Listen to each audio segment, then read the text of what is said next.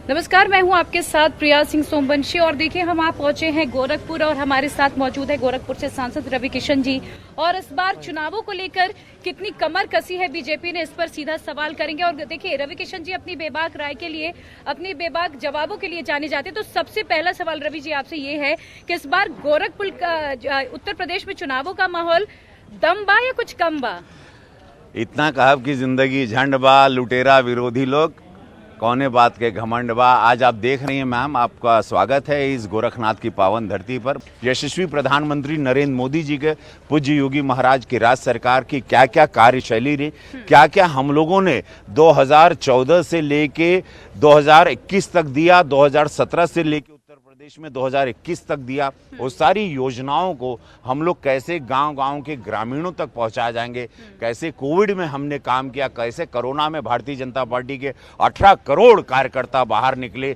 सड़कों का जाल हो या सुविधाएं हो या गरीब गुरबा को हो या किसान को हो या एक बेटी को हो या अबला नारी को हो, सुरक्षा से लेके योजना, ये जो चीजें हम लोगों ने प्रदेश सरकार को दी है, जो कि 70 साल में जो यहाँ नहीं मिली। आज सड़कों का जाल है, आज प्रधानमंत्री जी ने बिजली, आज मुख्यमंत्री जी ने मकान से लेके बिजली से लेके गैस की पाइपलाइन भी सजनवा में हम लोग डाल दिए हैं। तो एक नया भारत, एक नया उत्तर प्रदेश, एक नया गोरखपुर में ही 15,000 करोड़ का काम चल रहा है। आप यहाँ एम्स से लेके फर्टिलाइजर से लेके वो सारी चीनी कारखाने, सुविधाएं, यहाँ पर जू, यहाँ फिल्म स्टूडियो, यहाँ शूटिंग हो रही है। यहाँ करीबन 300 बच्चों को मैंने ट्रेंड करके उनको रोजगार दिया है। रोजगार की बात करी तो देखिए इसे लेकर तमाम विपक्षी पार्टियां कहती रही हैं कि वादे बहुत किए गए लेकिन धरातल पर चीजें दिखी नहीं। और अगर कुशीनगर की अगर मैं बात करूं, हालांकि देखिए बहुत गर्व की बात है कि उत्तर प्रदेश देश का पहला ऐसा राज्य बन गया है जहां पर 3 इंटरनेशनल एयरपोर्ट्स हैं। तो इसके बाद क्या रोजगार की संभावनाएं बढ़ती आप देख रहे हैं? देखिए इस वक्त प्रधानमंत्री जी ने जैसे कहा कि 200 एयरपोर्ट आएंगे, इस वक्त 5 इंटरनेशनल एयरपोर्ट उत्तर प्रदेश में पूरी तरह से तैयार हैं। जेवर का भी आप जोड़ लीजिए, कल कुशीनगर है। गोरखपुर एयरपोर्ट से 14 जहाजें उड़ती हैं। इमेजिन करिए कि गोरखपुर में गीडा इंडस्ट्रियल एरिया, गोरखपुर की रूपरेखा आप निकलिए, अपने कैमरामैन से दिखाइए। 6 लेन 4 लेन का जाल, गोरखपुर में सारी बिजली के तार खंबे, जो जिसको जर्जर तार हैं, बांस बल्ली सब जमीन के नीचे। यहाँ पानी की जो एक कटोरे की तरह गोरखपुर है, हमेशा नेपाल पानी छोड़ता, गोरखपुर डूब जाता था। उसको हम लोग अब वो नाली की समस्या को दूर कर रहे हैं। हैदराबाद से कंपनी है, अगले साल महादेव चाहेंगे वो भी क्लियर हो जाएगा।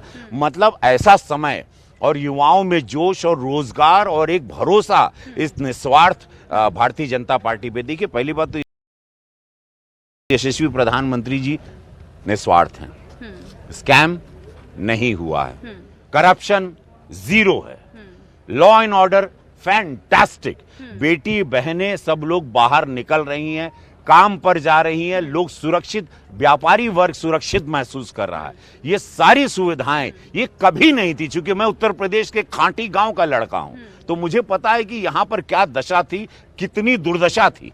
और ये मेरा उत्तर प्रदेश अब बदला है। पूज्य महाराज जी को धन्यवाद, उनके वे ऑफ वर्किंग को धन्यवाद, कर्मठता को धन्यवाद। और भारतीय जनता पार्टी दोबारा 350 से ज्यादा सीटों को जीत के आएगी और हम लोग सब बोलेंगे भारत माता की, भारत माता की, वंदे वंदे। यही राष्ट्र प्रेम, यही राष्ट्र भक्ति हम लोगों को दोबारा जिता रही है। कह रही कि सर्टिफिकेट बांटते हैं देशभक्ति का। चूंकि आपने बेटी बहनों की सुरक्षा की बात की तो यहाँ पर मैं कांग्रेस का जिक्र करूंगी। प्रियंका गांधी ने भरे मंच से ऐलान किया कि बेटी हूँ लड़ सकती हूँ, लड़की हूँ लड़ सकती हूँ। यहाँ पर महिलाएं सुरक्षित नहीं है, जगह जगह के उन्होंने एग्जाम्पल्स दिए हैं। जी के माध्यम से मैं प्रियंका गांधी जी, कांग्रेस के सभी आला कमान जितने भी हैं उनसे पूछना चाहता हूँ, कल एक बेटी का राजस्थान में बहुत बुरी तरह उनके साथ व्यवहार हुआ, जो भी किया, उस बेटी की कल तस्वीर वायरल हुई, उस लड़की के पैर काटे गए। राजस्थान में या पंजाब में या छत्तीसगढ़ में इतनी असुरक्षा है, इतने लोग असुरक्षित महसूस कर रहे हैं। तो मैं उनसे जानना चाह रहा हूं, ये लोग वहां जाके राजनीति क्यों नहीं कर रहे हैं? ये लोग लखीमपुर में आ जाते हैं, ये लोग राजस्थान क्यों नहीं जाते, ये लोग पंजाब क्यों नहीं जाते, ये लोग छत्तीसगढ़ क्यों नहीं जाते, जहां जहां इनकी सरकार है? क्यों राजनीति करने? क्यों? चूंकि चुनाव है। इसके पहले ये लोग कोरोना काल में कहां थे? आप लोगों को देखो मैम, आपको पूछना चाहिए इनसे, आजमगढ़ के सांसद हैं अखिलेश यादव जी। कोरोना में कभी अपने क्षेत्र में दिखाई दिए? कोरोना में कोई नेता आपको विरोधी पक्ष का जमीन पर काम करते हुए दिखाई दिया नहीं दिया। अखिलेश यादव का जिक्र किया तो कुशीनगर एयरपोर्ट का जब इनॉग्रेशन हुआ आपने देखा होगा, उसके बाद अखिलेश यादव ने एक ट्वीट किया कि नींव हमने रखी लेकिन भाजपाई अपना फीता और कैंची लेके काटने आ गए। अरे तो नींव उन्होंने रखी या कांग्रेसियों ने रखी, कभी काम क्यों नहीं किया? काम तो इसी सरकार में हुआ। यहां पर महल और परिवारवाद नहीं, देखिए यहां परिवारों में पैसे गए हैं, सबके महल बने हैं, बड़ी बड़ी गाड़ियां आई हैं, इनकी कई लाख जमीनें ये लोग कई एकड़ खरीदे थे, ये लोग के परिवार अमीर हुए हैं, मेरा देश गरीब होता गया। तो इनके पैसे इनके जमाने में जब ये लोग सरकार चलाते थे वो पैसा सब इनके घर में जाता था। अब जनता का पैसा यशस्वी प्रधानमंत्री नरेंद्र मोदी जी की वजह से जनता में जा रहा है। तो आपको आज माँ बहनों को शौचालय मिला है। हमारी माँ बहनें नहीं तो खेत खलियान में जाती थी, घर की बेटियां। अच्छा, अखिलेश यादव ये कह रहे हैं कि 300 पे साइकिल चलेगी, यानी 300 हमारे, तो 403 में बीजेपी की कितनी? वो अखिलेश यादव जी कह रहे हैं 400 सीट भाजपा को मिलेगी, उनके मुंह से गलती से निकल गया। देखिए उनका भी दिल जान रहा है, उनको पता है कि ये लोग ध्वस्त हो चुके हैं, विरोधी ध्वस्त हो गए हैं क्योंकि झूठ की राजनीति पे चले हैं। पहले माफिया लोग हर जिला चलाते थे, पूर्वांचल माफिया लोग चलाते थे, हर सुनवाई माफियाओं से होती थी, पहले जमीन कब्जा होता था, लोग छोड़ छोड़ कर नोएडा की तरफ, लोग छोड़ छोड़ के बंबई और दिल्ली में घर लेने लगे थे। वो काल लोग भूल नहीं सकते हैं जब यहाँ पे रोज इस गोरखपुर में गोलियां चलती थी। इसको अंग्रेजी में ईस्टर्न शिकागो कहा जाता था।